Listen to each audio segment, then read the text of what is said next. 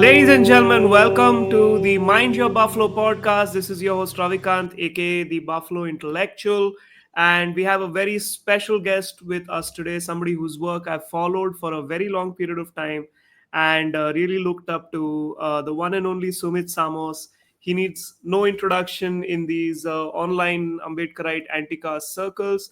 He's been doing incredible advocacy work and scholarly work in this domain for a very long period of time. Sumit comes from Odisha. He studied in JNU, where he was an active part of BAPSA. Then he's also been to the University of Oxford for a MSc in Modern South Asia Studies. He's also a published writer. He's written his book, Affairs of Caste, A Young Diary, was published some time ago by Panthers Paw Publication. Sumit is also noted hip hop artist. He's released multiple albums. He's performed everywhere. A man of many talents. But my personal favorite, he went to the Jaipur Literature Festival and took on Shashi Tharoor on stage, and had a. It was Jaipur Lit Fest only, I think, and it was a fantastic kind of a takedown of that man. A man of many talents. Welcome to the show, Sumit. Thank you for coming on this dumb little show of mine. Thank you so much, and I'm really looking forward to what lies ahead, and I'm hoping to have a great conversation with you. Thank you. Likewise, just for the audience, I'll set up the whole point of this episode because somewhere in the last few weeks, the discourse has been dominated by the military anxiety and the conflict between India and Pakistan. But somewhere between the Pahalgam terror attack and the India Pakistan, the military exchanges that happened, somewhere between those two, one of the most important policy interventions of independent India took place, which is when the government of India came out and said that they're going to now start doing the caste census from the next time onwards. The last time the caste census happened, where the census counted the castes of all the people, was in 1931, which was before India became independent. This has been a very long standing demand by anti caste mobilizations, by Ambedkarite groups for decades. And now it has finally happened, and most of the savarna intellectuals in media has been either very quiet about it, or they are just writing some explainers, what is caste census, etc., etc., and all that. But Sumit recently wrote a very important piece, and I want to begin with that. I'll put it in the link of this episode in the description, where he talked about how the last time there was a major caste policy change, which was the OBC reservations in 2006, the entire Savarna intelligentsia had come out very viciously opposed it. And somehow this time that is not happening, but they are not quite in support of it either. Shekhar Gupta, very important figure in Delhi media, tried to take a position on it. In the past, people like Pratap Banu Mehta and all of these intelligentsia, Savarna intellectuals, they generally don't want anything to do with caste when it comes to census, reservation, things of that nature. So I'll start with that. Sumit, why do you think it is that these elite Savarna intellectuals, these are some of our most well read Indian citizens? They come from families who have a history of very high level of intellectual and high level careers. They've written books. Their parents, grandparents have written books. They are working in judiciary, bureaucracy, their media, civil society. How come this group of people, which is so intellectually attuned with civil society movements across the world, when it comes to India and when it comes to caste, how come they become the most virulent opponents of this? What are your thoughts on that? Um, well, caste census as an idea was inevitable to finally take place in the Indian political history because it has been, like you said, it has been discussed, debated so strongly for the last 20-30 years. Groups like BAMSEF, social justice parties, OBC parties, Ambedkar mobilizations have been raising this question. And for the last 2-3 years, this gained momentum, especially people like Tejasvi Yadav, Nitish Kumar, even Rahul Gandhi and Kharge later came in to support this. But what shapes the opinions and perceptions of Savarna intellectuals and their dispositions towards caste census has to do with various factors. If you look at the administrative history of caste census, going back to the 1950s when the first caste census of independent India was to take place, Vallabhbhai Patel was completely opposed to it. For him, it was a colonial hangover, right? And around that point of time, you have this debates around modernization being very strong. People like Nehru believed that modernization would gradually, dismantle caste-like hierarchies. So this is one of the administrative histories where they believe that caste is some sort of separatist aspect of Indian society, and people like Ambedkar and other leaders have constantly been talking about justice based on caste, right? And they wanted to get rid of it. They wanted to place caste alongside religious division as equally being separatist. That is the administrative history of it, which you see until 1990s, till Rajiv Gandhi is, till when Rajiv Gandhi is in power. Then, on the other hand, you have the intellectual legacies. What are the intellectual legacies when it comes to caste census? Um, on one side, you have the intellectual legacies of people like M.N. Srinivas, who who popularized this idea of Sanskritization, Westernization, where caste debates is all about lower caste and Dalits imitating the upper caste and how they want social mobility. That kind of debate dominated the social and sociological and anthropological debate for quite some time. And later you have people like Kothari and Rudolph who talked about caste associations, uh, caste associations in electoral politics. Um, Much later, you have people like Jafar who talk about the silent revolution of Dalit Bojan electoral politics, democratizing the Indian politics. Right. This is one stream of debates where low caste politics is associated with caste, not just caste census, but caste. When you hear caste, you talk about low caste politics and Dalit politics, where they have some sort of ulterior motive, and that's how caste is being looked at. Suspicion, a lot of suspicion. The other debates have to do with the Foucauldian debate, which people like Arjun Appadurai, you know, come with some sort of a surveillance, enumeration, and knowledge gathering by the colonial administrators.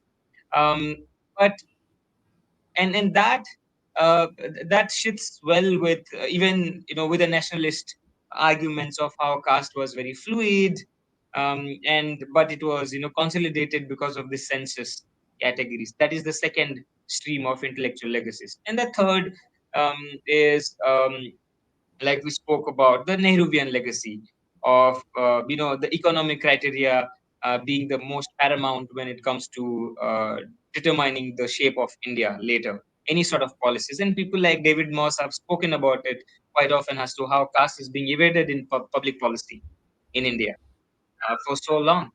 And upper caste intellectuals in the mid 1990s, when Mandal Commission agitation was being taken place in Delhi. People like Gail Lambert and Balagopal write articles with titles such as "Anti-Mandal Mania." Like, so all these upper castes, people like Barkha Dutt, people like Rajdeep Sardesai, they were staunchly against OBC reservations. It was almost some sort of, oh, these villagers, these rustic people from some far off places are going to come and invade our sane, whitewashed, bubbles that we've been maintaining for last many years. But more fundamentally, I think it is to do with the moral bankruptcy of the upper caste intellectuals, which is to do with the fact that once caste census comes out, with proper parameters of how many laptops people have, how do they have toilets, do they have houses, what kind of houses do they have, how many graduates are in their houses, how many women in their houses go and have educations, what are the assets, land. Once that record comes out, because caste census also has this official legacy, this official kind of a sanction, um, it will really create ripples in Indian society. Ripples in Indian society, it will expose the Indian society, the kind of, because every year we keep hearing about Oxford. Oxfam report, ILO reports talking about 90% India hold this much of wealth, 10% Indian hold this much of wealth, and you see this upper caste in the savarna youth, oh, eat the rich, tax the billionaires, they borrow it from Western discourse. But who are these people? Who are this 10%? Who are this 90%? Is something that caste census will bring out. And because it will expose them for so long, they've been maintaining the discourse, political discourse, either around Hindu Muslim solidarity, going back to the past, that was a better past, or else questioning the state for Hindutva violence on Muslims. So these are the two strands of discourse that we are trapped in. And one caste comes in, caste is not just going to question the state for better redistributive policies, it will also question the upper caste civil society. Because for now, caste for them is just um, some sort of a brutal violence against Dalits once in a while. For them, that is caste. Or some manual scavengers dying on the sewers. For them, that is caste. Caste is not a system or interrelated system where some have better access to resources, opportunities, education, and some do not. And this is not by chance. This is by design over a period of time, right? And like how mm, even questions such as caste being recognized as a protected category and all of that was questioned, how those were stonewalled in international platforms, right?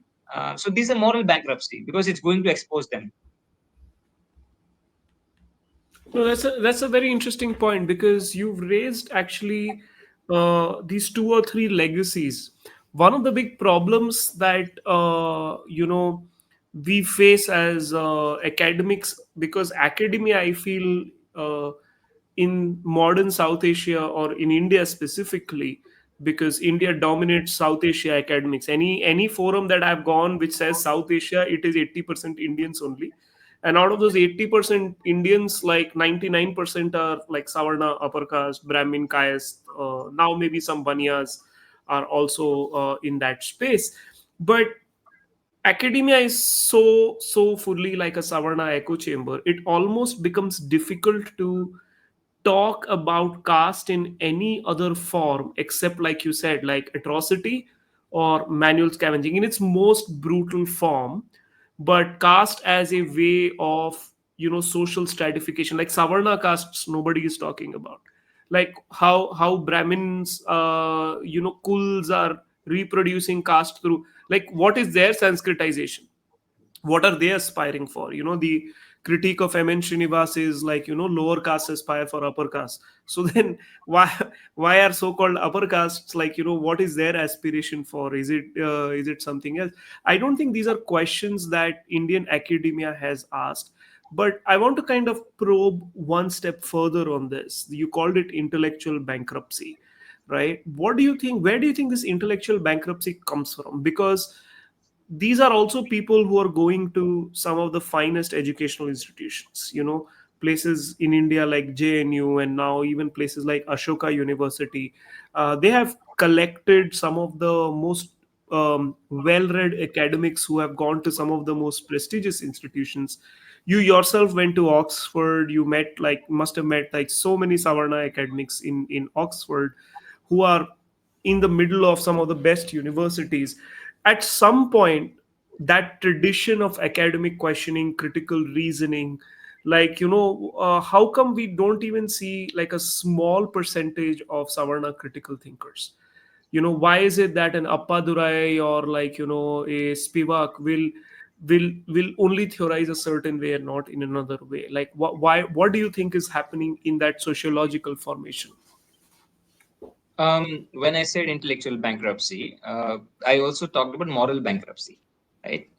And when I say moral bankruptcy, it is not like they don't know that caste is the primary identity of majority of Indians, regardless of religion, especially in mainland India. If you remove the tribal communities, um, and this defines not just your everyday life, your, of course, your birth, your marriages, your ceremonies, your festivals, but it also defines your access to land, access to resources, access to opportunities. And this has been historically we know that a certain kind of Banya communities have been holding power and holding business in India, and they continue to do that now. The Banyas of Surat, or the Banyas who went to Kolkata at certain point in history, maybe 200, 300 years back, still continue to dominate business, right? Except maybe once in a while you will find one or two upper Shudra castes uh, intervening in terms of business. But largely, they've dominated, and we know the kind of social segregation in villages, in small towns, who are the landless laborers, who are the casual manual workers, who are the artisanal class. We all know it. This is a sociological fact, yet we deny it. When I say we, I mean I'm talking about the savarna intellectuals. They deny it. The denial for me, I feel, is like, again, I said, has to do with the fact that it will expose them. And once it exposes them, then the low caste of this country, of course, there might be street revolts that is going to be of a different kind if they get to know their deprivation. But even the academia will blow up in some sort of revolt, as in people are going to question it, like when the numbers come out, right? For all along, you can keep hiding, saying that we don't have numbers, we don't have the numbers, we don't have the figures. But once the numbers are out, people like Chiti Babu and others talk about how once the numbers are out, people will be more resource conscious. It will be some sort of class conscious. No longer will they be happy with just BJP giving celebrating some caste icons of the communities, or giving them some MLA or MP seats, or telling them about increasing their internal reservation a little bit, because it will be like Baba Sahib Ambedkar say, like, make the slaves conscious of their slavery and they will revolt. So this will kind of caste census and caste debates. I mean, caste census is the ultimate of the caste debate. I mean, eventually, um, but caste debate cannot be centered. A caste debate cannot be centered by focusing on the upper castes, and that is why they made a brilliant strategic move, and that was to make caste all about Dalit experience. Over the last 10 to 15 years, if you go abroad in all of these academic spaces, you will find a lot of Dalit autobiographies. Whether they are testimonies, how does Dalit patriarchy function? How do Dalit women experience what? So these kind of debates you will find in academic spaces. In academic space, you will find rare writings by people like David Moss or Hugo Gorringe, where they talk about resistance by Dalits against upper castes or dominant castes. Um, so these are the kind of so they reduce Dalit experience, they reduce caste to Dalit experiences, um, uh, and uh, and then of course little bit of representation once in a while to talk about your cultural histories, your celebration, little bit here and there. Or else there is another sort of academic discourses that is more on Ambedkar without caste, or Ambedkar without Dalits. So let's talk about the constitutionalism of Ambedkar. Let's talk about the nation building project of Ambedkar. So removing him away from his main critique of the caste Hindu society, right? So this is also a very strategic deflection that they're doing, where it appears that they're talking about caste, but what exactly are they talking about caste, right? And this is what we are trying to.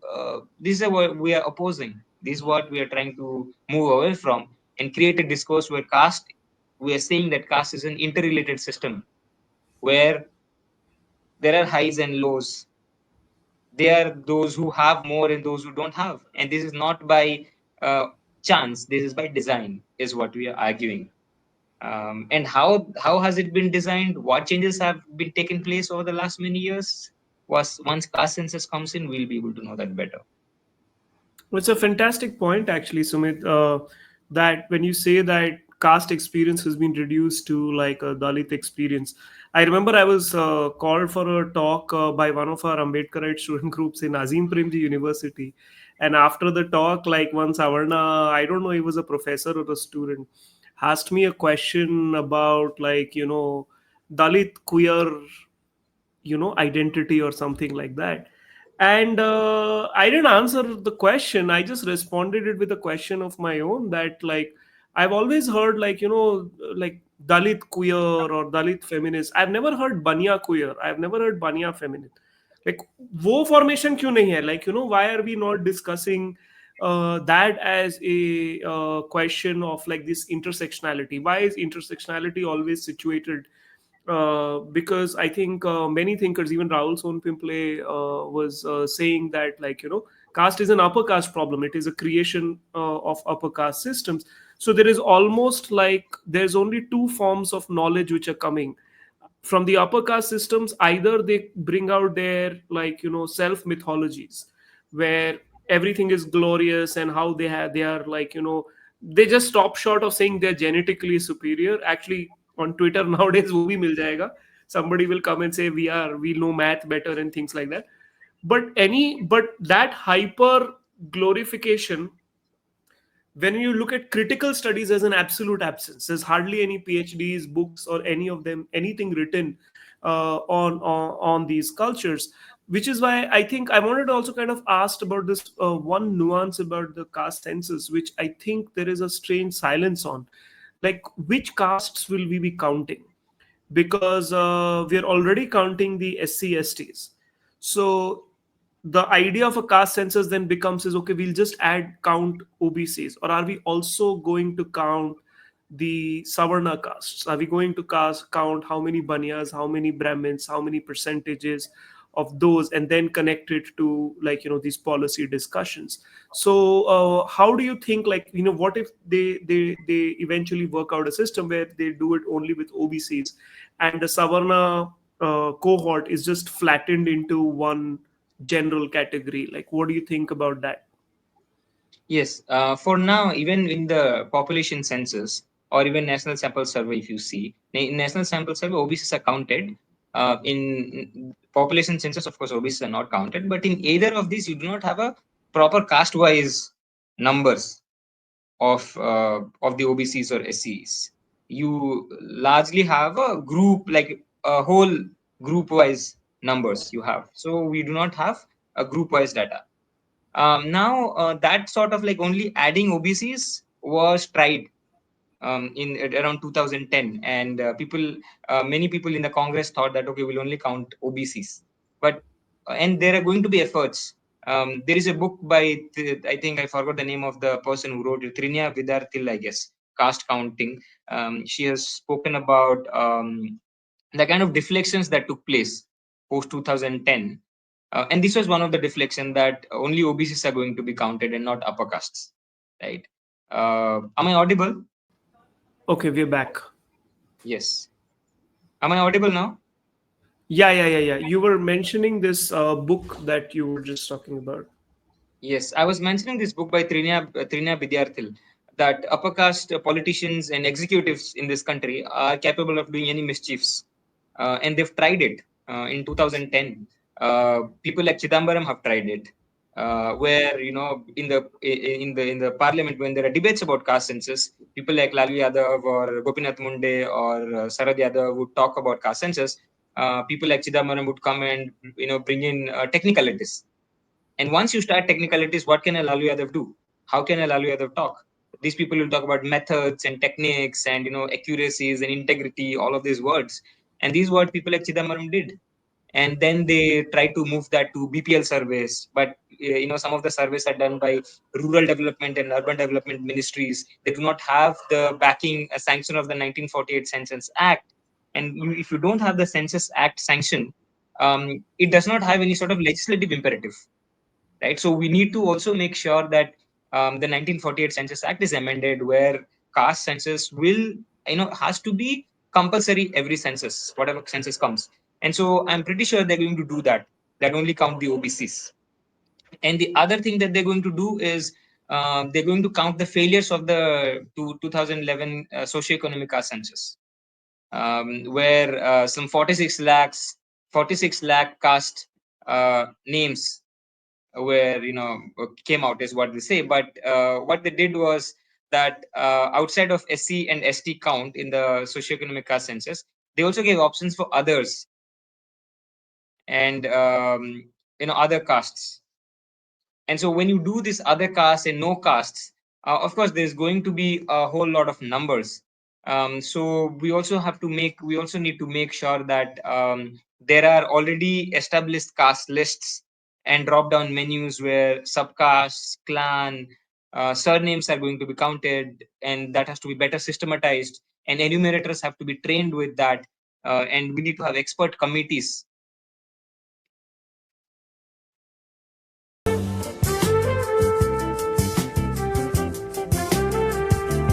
Can you hear me? Yes, I can hear you. Can you hear me Now, now? yeah, yeah. This time my Wi-Fi went off. It has never happened. I think we are being sabotaged by the Indian state. Something is happening here, which is unprecedented. But we will try to do it. Sorry, there's way too many technical difficulties. I've put it on my phone Wi-Fi now. So sorry for the technical difficulties. I think today there has been it's particularly testing recording. Apologize to the audience as well as our guest Sumit. Sorry, like this is a low budget podcast. This is what happens. I'm not beer biceps. But like before we kind of got interrupted, you were telling about how people like Chidambaram, in parliamentary debates, they would try to catch, OBC or Baujan or Ambedkarite politicians by saying, okay, no, this is technically not this is law that, and all of those kind of tricks that they use. And you were mentioning that just before we kind of broke off, that you're pretty sure that they're going to only record the OBC casts is what you were saying. Yeah, they're Can going you to just try to do that. They're going to try to do that because if they try to do that, then the disparities among a section of OBCs, like a few castes among OBCs who are politically powerful or numerically in good numbers or are relatively better off than other castes, they're going to mostly, focus the debate to these disparities among the lower OBCs and the upper OBCs. And then the whole result of caste census would be only about the only policy outcome of caste census debate would be, oh, break the internal reservations, right? Break the internal reservations, and these are something that people like L.R. Naik, Karpuri Thakur, and others have spoken about, like to make sure that the distributive benefits goes to everybody. But they never they never kind of argued for completely doing away with OBC reservation, all of that, right? So this is also a bad faith move that upper caste politicians might make if they're only going to count right? OBCs, and that is something that we need to prevent. We have to count upper caste as well, um, in this, and only when upper castes are counted with their land, with their assets, with the business number of business they have, the graduates, private sector, executive, private sector, organized private sector, informal sector. Only once we count that, there'll be a broad, holistic picture, and that can lead to some sort of a Bahujan solidarity, what I call the resource consciousness. People like Chitibabu also call that a resource consciousness, he calls it, which means that you cannot now one single caste among OBCs and Dalits cannot fight for one seat here and there, one caste icon here and there. They will be more resource conscious. And once they become resource conscious, they will realize that they are more or less similar in terms of material conditions to other groups, other castes in their vicinity, and that might lead to some sort of a class solidarity across caste, uh, and they might even pressurize the OBC politicians and leadership to take up their causes beyond just breaking up the quotas, demanding for better education, universal education, demanding for better healthcare, demanding for scholarship, demanding for fees, demanding for other schemes and loans for them to engage in productive activities that they've been denied or deprived. So this is also another possibilities. But this possibility is an ideal possibility which we expect, especially people who believe in Bahujan emancipation will believe in that. But is that going to happen depends on how far we can take the fight in making sure that upper castes are counted. I'm glad you said that. This is the idealistic thing. I'm very critical of OBC political formations. I would be very surprised if that sort of a resource awareness actually takes shape, because there's a very different kind of a sociological kind of reality which has kind of taken hold in the last, especially the last 10-15 years. But for me, the most interesting dimension of this is, and I wanted to ask you a little bit about this also. In the last Lok Sabha election, one of my favorite stories, elections throw up all these big stories. One of my favorite stories was how the Rajputs and the Thakurs were upset because they felt that the BJP was taking them too much for granted. Like this intra savarna rivalry, because the BJP, they felt that, okay, the BJP assumes that, if we are Rajput, we are Thakur, we will not vote for anybody else. So, whatever little political resources in terms of number of seats, MP, whatever, they are giving those away to OBCs or other groups because they want to win those communities over. They're taking the vote share of the Thakurs and all of these communities for granted. So, a very interesting output of a caste census. Actually, the part that I'm actually very interested in is what happens when these feudal landlord, the bhumihars, and they start realizing that actually they kind of have gotten seriously left behind in terms of economic assets and growth compared to other savarna castes. They'll not compare it to the marginalized caste. So it has dimensions of possibilities of reconfiguring the savarna consolidation and consensus. What do you think about that possibility? Oh, that's a brilliant possibility. I would love to see them fight with each other. Those sort of debates still exist, right? Like we know that there was so much of resentment as to why VK Singh was not giving ticket. VK Singh was not given ticket despite winning with so much this thing. And this Sangit Som and the other guy, I forgot the Jat guy who used to some Balian, I guess, in Western Uttar Pradesh. So why did they give ticket to the Jats but not to the Rajputs? Those sort of, and Agniveer, many Rajputs, young Right. Rajputs came and protested during that point of time. So those kind of conflict would be interesting to see. I don't know what the nature would be and how they'll be able to pacify because they have a good organizational, you know, I mean, intermediaries to bring them together and solve their disputes. Of course, when it comes to Rajputs and Jats, or Minas and Jats, these are very different kind of a conflict. But when only Savarnas fight, I'm curious to see because those resentment about who is taking away EBC reservation is also something that people like Dilip Mandal keep poking. They used to keep poking some time back, not anymore. But yeah, it would be interesting to see what they do. Right. That is one of the favorite things. Like, let's see where that takes.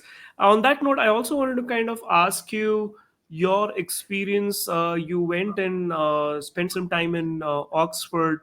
I don't know if I'm allowed to say this. You will be going shortly abroad again. Hopefully, like, it's your news. You announce it when you want. But you've spent some time in these circles. You come from Odisha, you went to JNU, which itself is, I make this joke very often that if you sneeze in JNU, it makes the national headlines.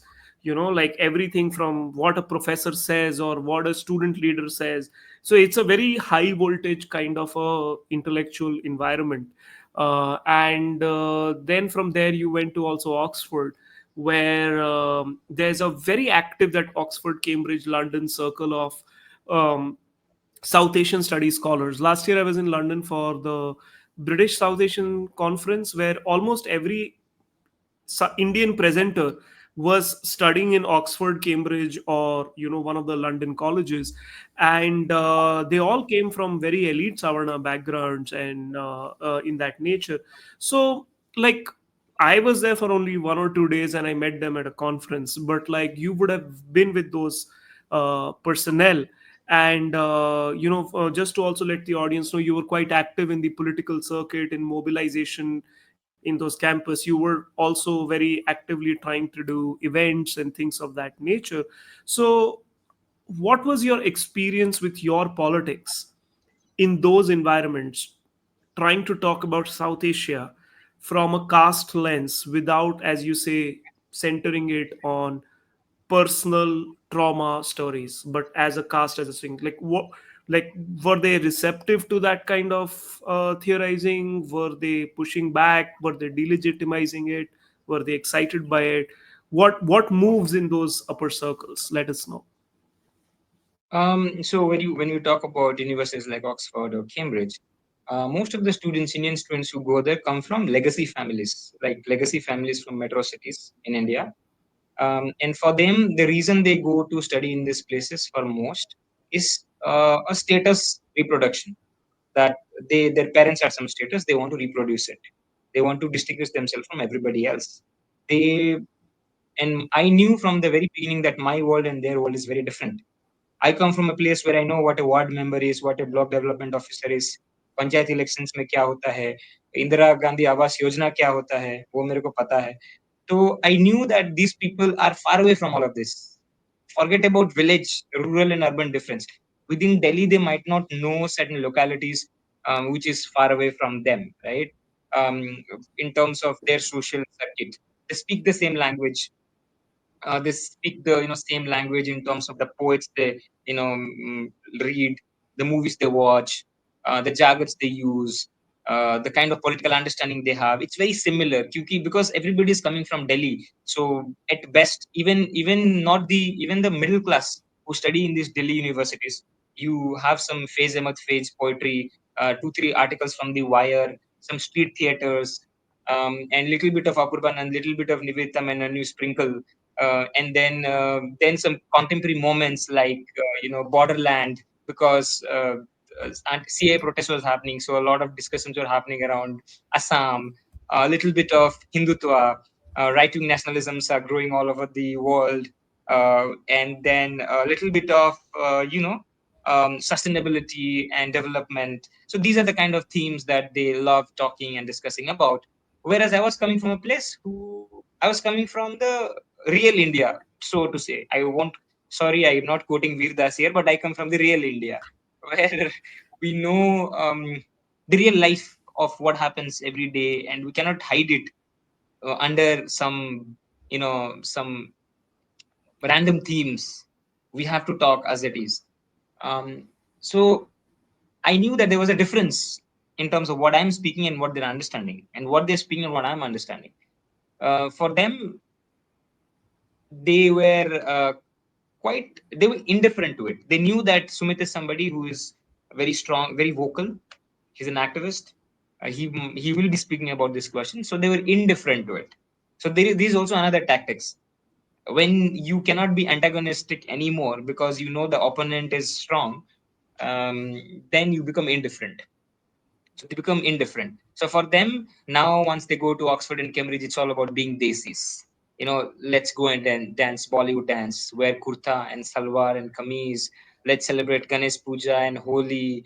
The beautiful culture of South Asia, and let's have fun, and let's surprise the white people as to how colorful we are and how they've made us look. And then play victimhood about small things. Ki, oh, all along, and debates, the kind of debates that Oxford Union has. Does the British Raj still lives on? These are the kind of debates they have, where they go and argue because we speak English and we play cricket, so the legacy still lives on. These are kind of debates they have. Um, yeah, mostly they were indifferent, and they know how to marketize and monetize what they've done. 1 month of internship, if they go and do in Haryana among Dalit women, they will say they're expert on it, right?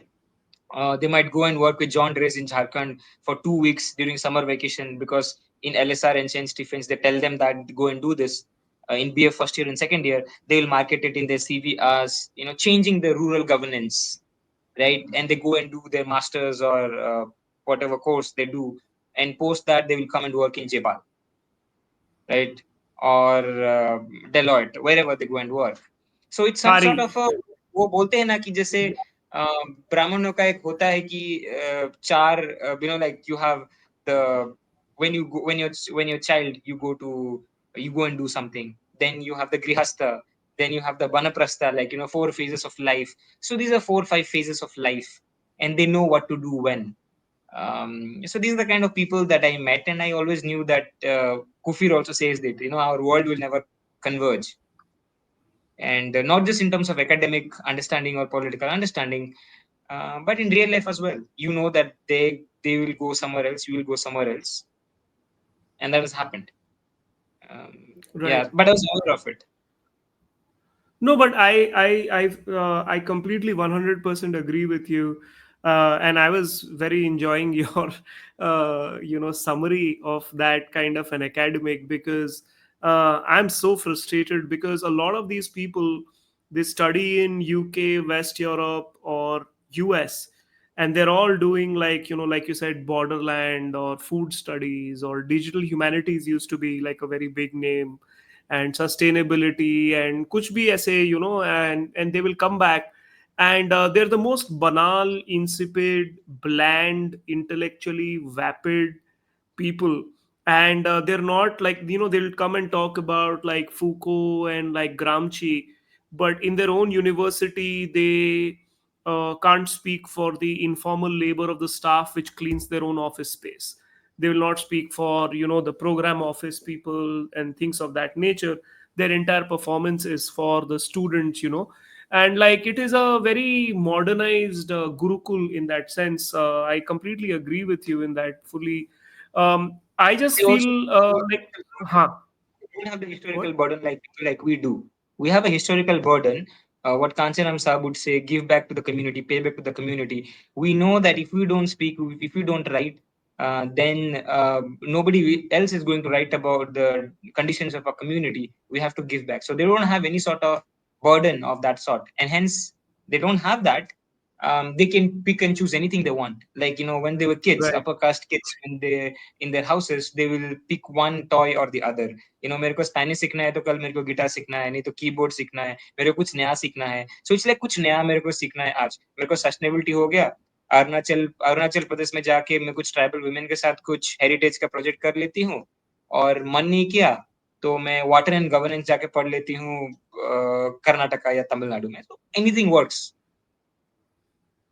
No, So I this is Savannah and psychology. one of the fascinating things that I've observed, and I hope like eventually we do researches on things like this. Keep people who do this, like if you see the family structure, like there'll be one like person who'll be working, like you said, in a Zuban or a Pari, or one of these kind of places. Usi family में their sibling or their first cousin is like a tech bro, you know उसी family में, like it is not even like removed, so it's like the three children in, like, or four children like cousins, immediate siblings or whatever. उसमें से एक is a social worker, एक is a, you know investment banker, एक is a, maybe a sports person, who knows, एक is started a restaurant or a bookstore in Goa or something like that. So they're all, like you rightly said, they pick these toys and they play with it, so it's a performance in many which ways. But what I always find fascinating, and like, is how these are the people who have the intellectual legitimacy granted upon them. Okay, if Sumit Samos tomorrow writes a book and says, "Ki, like, this is the book," they'll not openly critique it. They'll be like, yeah, it's promising, but it has this like rigor, or it's too, or they will even say it's too passionate. It needed to be a little more something something, and that is the academic discourse setting in many which ways.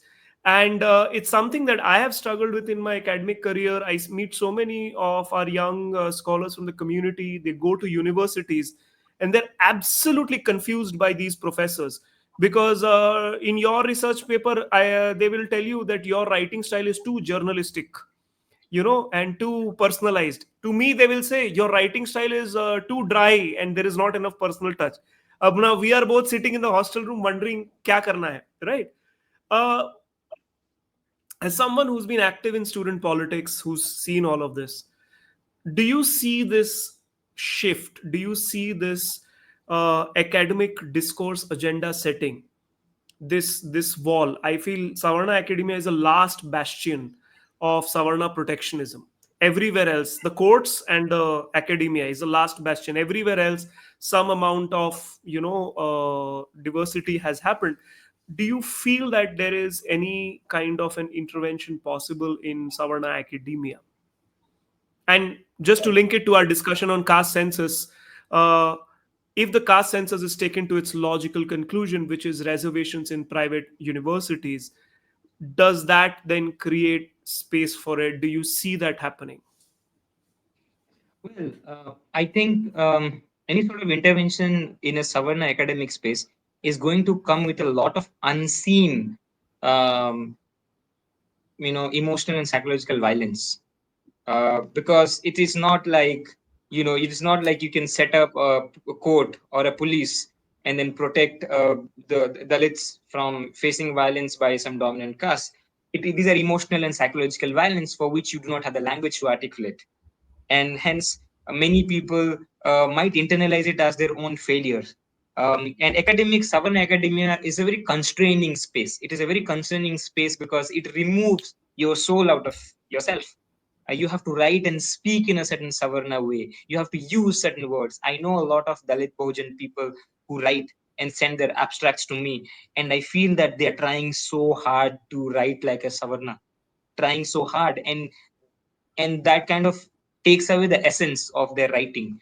And that does not mean that, I'm not saying that everything that you write has to be only emotionally writing your experience. No, it's not that. But there are certain perspective that we hold. There's certain perspective that we hold, like, okay, caste census is necessary. It is necessary. SCST prevention of atrocities act is necessary. It is necessary. Caste based disadvantage is a bad thing. These are evident, these are self evident for most of us. For them it is not. They want to play around with these universal experience of Dalit people or Bahujan people, and and then they want to burden you to explain why it is bad, even if something is already understood as bad, right? And this is a very constraining space where you question yourself, and people self-loathe themselves. Most Dalit Bahujan students, they self-loathe themselves. We don't know how to write, we don't know how to speak. um, so Savana Academia, if it has to change, it has to change in a very uh, radical ways, where we might need more Dalit Bahujan faculties, Adivasi faculties in private sector universities, government universities, who will encourage a certain Dalit Bahujan ways of writing. And that does not mean that they will just leave them unchallenged. They will of course tell them to improve themselves, but we will encourage them and not completely dismiss them. And that sort of a process is going to take long, right? Until then, we have to keep fighting, because for now you have one Hari Swankade, one Gopal Guru, you know, um, kind of writing once in a while, Sukhdev Thorat writing perspectives. We need more of that. Um, and once we see more of our people in the academic spaces who are also public intellectuals, we will also get that sort of a inspiration and courage to write and speak in our own ways. Uh, it needs much more than just private sector reservation. We need to have a CST grievance cell. We need to have more representation of students, um, and hopefully maybe in the next 50, 60 years this might change. Because for now, a lot of Dalit Bahujan students I see also, blame themselves for, uh, okay, we don't know more English. We have not read too many Western authors, so we cannot argue. I have to read Foucault, I have to read Derrida, I have to read the whole books of Spivak to argue. So a lot of enforced inferiority, what Rahul calls enforced inferiority, that has been projected upon us, which we need to gradually fight. I mean, for people like us who know that we've come to a place where we know that we know the truth, and hence we can strongly and passionately argue by citing books, by citing articles and ethnographies. But most Dalit Bhuj students cannot, and so it'll take some time, I feel. No, that's a fantastic point. I think that there is all this. It's the change will come with unseen emotional and psychological violence, and the role of public intellectual is great.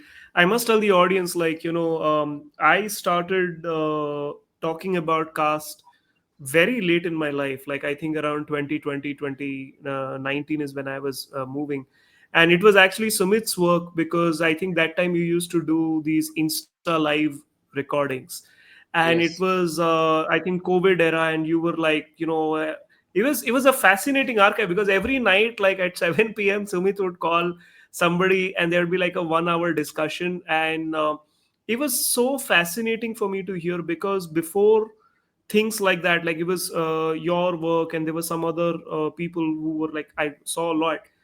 Because before that, I had never seen so many Ambedkarites talk in an academic language. Because in conferences in universities, this was not what was actually happening. And it has such a huge knock on effect in trying to create this ecosystem, which I don't think we fully yet even understand ourselves, forget anybody else. So I just want to kind of Forget make a we note of also that. we also have this hesitation to stand alone from the crowd. Most Dalit Bahujan students, we want to fit into certain kind of writing and speaking style, certain kind of thinking even style. We fail to stand alone in the crowd, and that has costs. Uh, and that is something that I've chosen to do, and I'm going to do that. Even while I was applying for my PhDs, many people told me to write in a certain way, to to discuss with certain people. I got also feedback from some savarna faculties to do certain things, to mention some words which I did not, because I did not feel those were necessary for my proposals. And I said, Right. if I'm not going to get into a PhD, it's fine, but I'm not going to change my proposal into something that I don't believe in, or something that I've not worked upon, right? And it takes a lot of courage, and it comes with costs. But then, if you don't do that, then you're going to be lost, and you become substandard academician copying somebody else. Right. No, you're very right. And also, I think there is a tendency within Savarna academic circles to pick, anti-caste Ambedkarite people and pit them against each other. So they will, like, one of the very often, every time I go for a talk or anything, inevitably, by now I predict this at the question answer round, no, like it'll be nothing to do with what I have said. Some person will wake up and be like, okay, what do you think about, Suraj Yengde or XYZ or somebody. And my point is, like, whatever I feel about, like, anybody, why are you asking me this question? So in those forums I always say that no, they're great, like, yeah, I'm very happy with their scholarship. But this There was idea a, of constantly trying to say, somebody will yes, ask Sumit Samos or somebody will ask Rahul Sonpimple yes, something, and then they will be like, "Are तुम्हारे बारे में ऐसा बोला." it like I remember I was in Princeton, I was in Cornell for a talk, and the talk was about caste, caste in the global discourse, like how are people talking about caste presently. And in the end of the talk, like three of us talked about a whole lot of things. One upper caste Bengali girl comes up, and her question was, of course, Hindutva people are denying that caste even exists in these worst forms that we spoke. She comes and says, but like you said, do Nepali Dalits get that space that Indian Dalits kind of take up? You know, so like these are the kind of debates. I get messages from upper caste faculty members from abroad who have been working on caste. They are so morally corrupt, bankrupt. Now, when caste census debates are going on, they will not write even a single word. But when Dalit subcategorization debate was going on, they wrote to me. Right. They wrote to me asking for, how this is much needed, how the benefits needs to be distributed, all of that. And I know that what you want to do, like for you, you want to have fun by seeing all the infights, and we know that our disparities are not that great. Like, of course there are disparities, I'm not denying, but that is not the primary contradiction. The primary contradiction is between the upper caste and the majority of Bahujans in this country on class terms as Right. well, which we don't want to focus. So these are like very, these are mischievous people which we should not even engage and break our heads with. No, it is truly one of the like, once you understand it, then it becomes entertaining. Then you know exactly what's happening. But like young impressionable academics, it can be very tricky. This has been a fascinating conversation, Sumit. Before we kind of wrap up, can you let us know a little bit about your upcoming projects? What are the interesting things you're up to? You're always doing many things. You travel a lot, so tell us a little bit about what do we see and expect from you in the coming time. There's an ongoing project that I've been working on for the last 2 years. It's called Caste in the 21st Century. It's a volume. It's going to bring around 15 to 16 essays. I think you're also part of it. And I'm co-editing with Professor Barbara, and we're going to bring around 15, 16 essays from across India on different castes. And it will be published by Westland. And that will be written in a mixed format, academic as well as popular writing format. And the objective behind doing this was to make sure that young college going students or people who are not part of the academia also get to know about caste in a larger sense, not just about experience of Dalits. And this project is going to be, soon, by July, and I'm going to finish it up. So that's an interesting project that I want to contribute. The other is I'm going to do a field work on Dalit musicians in Orissa. I'm going to preserve all the older musicians, older Dalit musicians, their interviews, their songs. It's a project that I'm doing with UCLA, with a professor there. The third thing is I'm also trying to expand. I'm also trying to work with Rahul Sonpimple in expanding All India Independent Scheduled Caste Association to Orissa, because there's a lot of churning. Due to social media, a lot of people are getting politicized, but they're not ideologically trained yet. Very enthusiastic, excited youth. So how to mainstream that? So I'm also trying to work towards expanding the organization. That's there. What else? I mean, these are three things that I'm engaged in. The other thing is I want to have fun. Like seriously, I want to have a lot of fun. I want to travel, have food, enjoy my life, because upper caste people and this entire caste debate uh, that we are trapped with will make us prisoners of all these questions constantly. So I'm looking forward to like have fun, travel more. I'm going to the US. I want to attend as many as concerts as possible. I'm going to learn more about jazz music. I'm also planning to travel across the US. Yeah, a whole lot of things. But yeah, I want to make sure that I'm happy and enjoying, not just this activist serious things that many upper caste youth, for them morning to evening is depression. Morning is Palestine, afternoon is Kashmir, evening is Arunachal Pradesh, something happened. A lot of depression which I don't want to get into. For everything they want to have a stance, and I want to be away from that. Yes. No, that's a fascinating thought, which is I really believe that we should not become prisoners of our seriousness. So it's very refreshing to hear that from you, because it is also a true form of rebellion to find joy and beauty and delight and personal growth in the middle of all of this. Those sound like lovely plans. I hope, like, you get to listen to a lot of good blues and jazz and attend some good hip hop concerts, and you travel. The book, of course, I'm also contributing to it, very excited about that project. And Odisha is, I of all the places where I've done fieldwork in, Odisha I feel is one of the places where the anti-caste movement can really take off, because there is a huge base which is just ready in that sense. And in that sense, like, Rahul's organization is doing a fantastic work, All India Independent Scheduled Caste Association. Very excited that you're taking it and helping it throw roots into Odisha. Thank you, Sumit Samos, for this Thank incredible you so much. conversation. Very interesting. um, Talk to you soon, brother. Jai Bhim. Yes. Good Jai night. Bhim. Thank you so much. Good night. Hey, you finished the whole episode. Well done. I can't believe you can tolerate my voice for so long. But in case you liked what you heard, you might consider also joining for the exclusive episode that I do for my paying subscribers, because that show gets into slightly edgier topics and I don't really want to put it out in the public domain. It's available on the Patreon as well as on YouTube through the join option. And in case you don't want to drop extra money, I completely understand. Please keep listening to my regular show. I'm grateful as ever. There's a buy me a coffee link in case you want to drop some love. Otherwise, just have a nice day. Stay being awesome. Bye bye.